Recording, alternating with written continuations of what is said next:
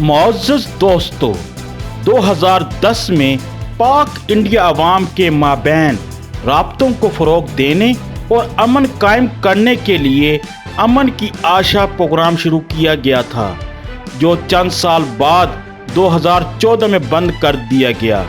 کیا اس پروجیکٹ نے اپنے مقاصد حاصل کر لیے تھے؟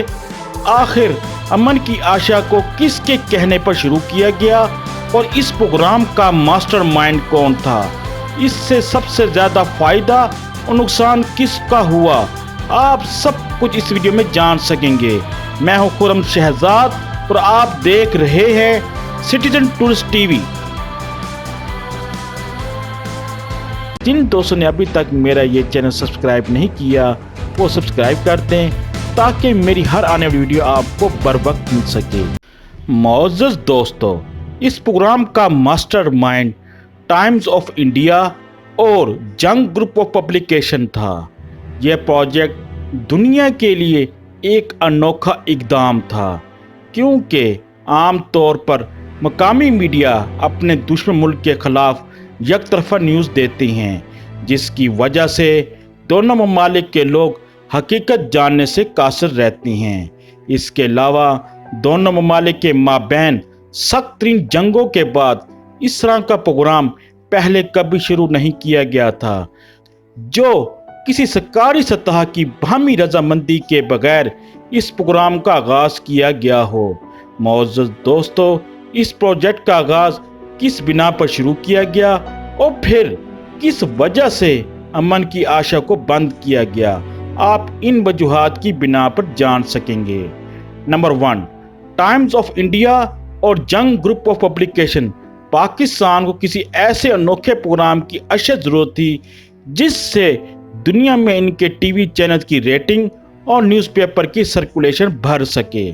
نمبر 2، اس طرح کے پروجیکٹ کا مقصد عوام کو مخالف ملک کے خلاف رائے کا اظہار کا کھلا موقع دیتا تھا۔ نمبر 3، پاکستان کے آئین کے مطابق امن کی آشا پروجیکٹ کی وجہ سے دو قومی نظریہ کا مقصد ختم ہو سکتا تھا۔ نمبر 4، امن کی آشا پروجیکٹ ٹیم کے لوگ حقیقت کے برعکس ایک مخصوص سوچ کو پروان دے رہے تھے، یعنی یہ ماسٹر مائنڈ سیکولر اور لبرل ذہن کے لوگ تھے۔ اس نظریے میں عوامی رائے کو شامل نہیں کیا گیا تھا۔ نمبر 5، جب جنگ گروپ آف پبلیکیشن کسی سنگین تنازع کی وجہ سے پاکستانی ملٹری اسٹیبلشمنٹ کی زرد میں آیا اور ساتھ ہی مودی سرکار کی جارحانہ پالیسی کی وجہ سے اس پروجیکٹ کو بند کرنا پڑا۔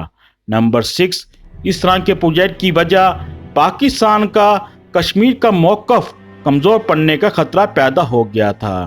نمبر 7، امن کی آشا پروجیکٹ کی کامیابی کے بعد دونوں ممالک کے دفاعی بجٹ اثر انداز ہو سکتے تھے۔ نمبر 8، دونوں ممالک کے مخالف ایجنڈوں کی فنڈنگ خطرے میں پڑنے کا خدشہ پیدا ہو گیا تھا۔ نمبر 9، پاک انڈیا دشمنی کی بنیاد پر سیاستدان اپنے ووٹ بینک محفوظ کرنے سے قاصر رہتے۔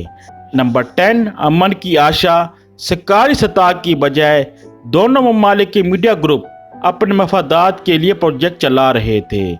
معزز دوستو، کیا امن کی آشا پروجیکٹ کو دوبارہ شروع کرنا چاہیے یا نہیں؟ اپنے رائے کا اظہار ضرور کریں۔ آپ کا ویڈیو دیکھنے کا بہت شکریہ۔ جن دوستوں نے ابھی تک میرا یہ چینل سبسکرائب نہیں کیا وہ سبسکرائب کر دیں تاکہ میری ہر آنے والی ویڈیو آپ کو بر وقت مل سکے۔